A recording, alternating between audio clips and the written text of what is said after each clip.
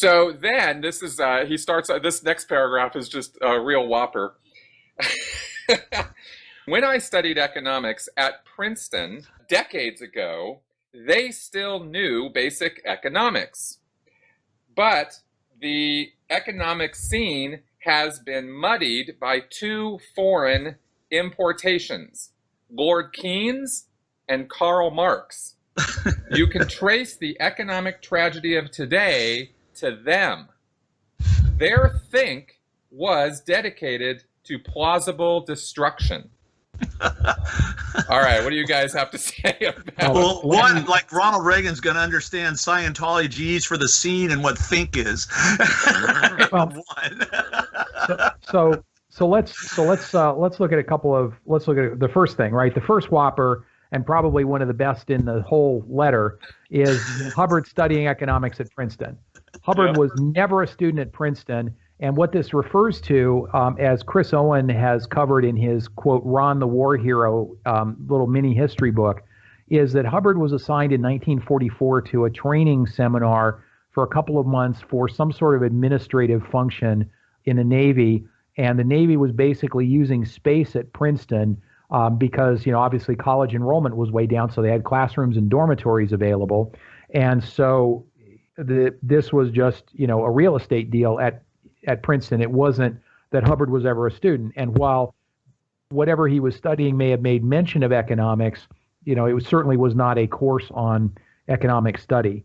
And then he goes on to talk about two guys, Lord Keynes, who was John Maynard Keynes, who came up with a very, very influential economic idea in the 1930s. I'll talk about in a second. And the second was Karl Marx, who was the sort of spiritual inventor of communism when it was still sort of a fashionable intellectual idea, and before it turned into, as implemented as a totalitarian state with, the Russian, Soviet Union and Chinese experiments there. So what was Keynes about? Keynes was about the idea that you could help reduce the impact of economic depressions by having the government spend more during a depression, and then you dial back spending when the economy's good. You cut taxes in a depression, you increase spending, and if you have to run a deficit and the government has to borrow money to sustain that on a temporary basis, that's okay because you can pay it back when things get better. And when you think about it, there's a certain amount of sense, because in a depression, people are going to hang on to the cash that they have because of the uncertainty out there, right? That they're not going to be able to count on having a job. So in order to feed their family, they're going to just stop buying anything other than necessities just because it's a depression. So even if the depression is not happening to them, it might. And so the economic activity goes down, and poor people who may be homeless, and remember, we're talking about Keynes hatching his ideas in the Great Depression in the 1930s. At that point, over 25% of Americans were out of work. Homelessness was everywhere. And there was very little hope, because nothing that the government seemed to do would end up, really kickstarting the economy until they started doing Keynesian projects of all sorts. And you can read about all of the FDR, quote, the New Deal. You can read about all that stuff. And so the idea of conflating Keynesian economics, which is legitimate, and Keynes was a capitalist. This is not some communist. He is not aligned with Marx. He would have laughed at Marx. And so, conflating these two guys together is a way of trying to say that, essentially anything you do to help people in a depression is bad. And it's as evil as communism. So he's really conflating this. And, the fact is, inflation was an economic tragedy, and it was really painful. But the reality is inflation was a result of a number of flawed government policies. I'm not an economic historian. While I'm familiar with economics from my work at Global Capitalism headquarters, I'm not an economist. I have to understand the general concepts, but I'm not going to argue economic history on this. But the idea, then this paragraph concludes by saying their think was dedicated to plausible destruction.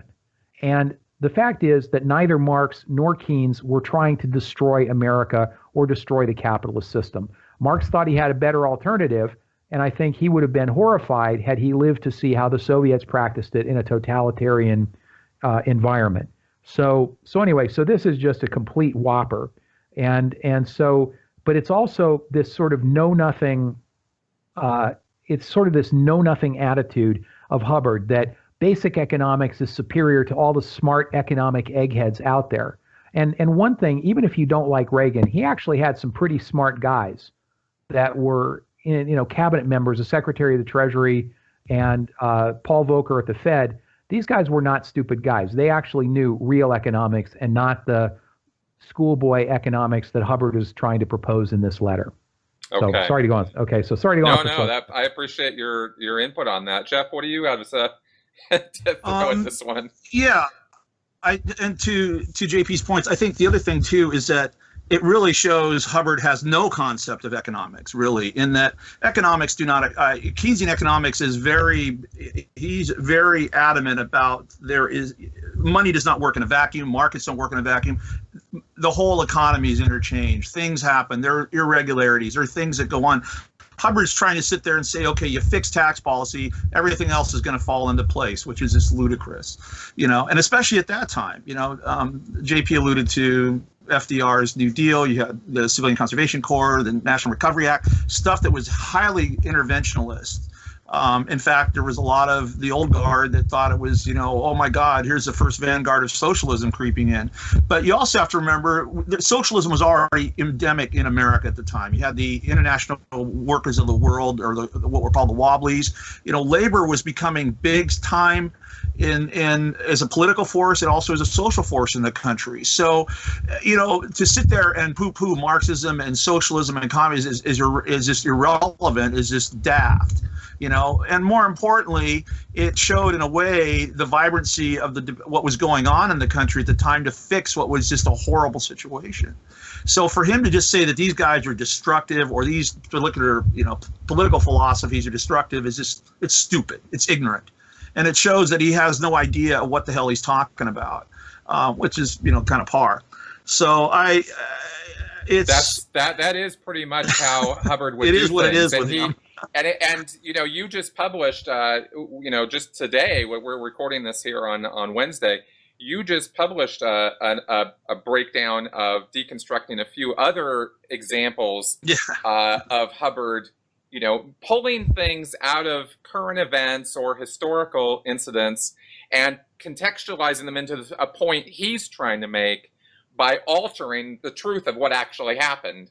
But he makes it sound like he's hip and knows what he's talking about because he's putting just enough in there to refer to things that people might have heard about or be familiar with in some way. But if you're not, if you don't really know what Lord Keynes said or what Karl Marx was really all about, you'll make the connections Hubbard expects you to make rather than connecting with the truth. And this is how Hubbard indoctrinated a lot of Scientologists into some very kooky ideas beyond Scientology and Xenu and all that. He made commentary on economics, on finance, on legal issues that, that even after people leave Scientology, they hold on to those, what they think are non-Scientological ideas, but they were actually influenced by Hubbard and his lies. And I see that, I see that on social media. I see that, around in the X community, and it always bothers me when I see that sort of thing.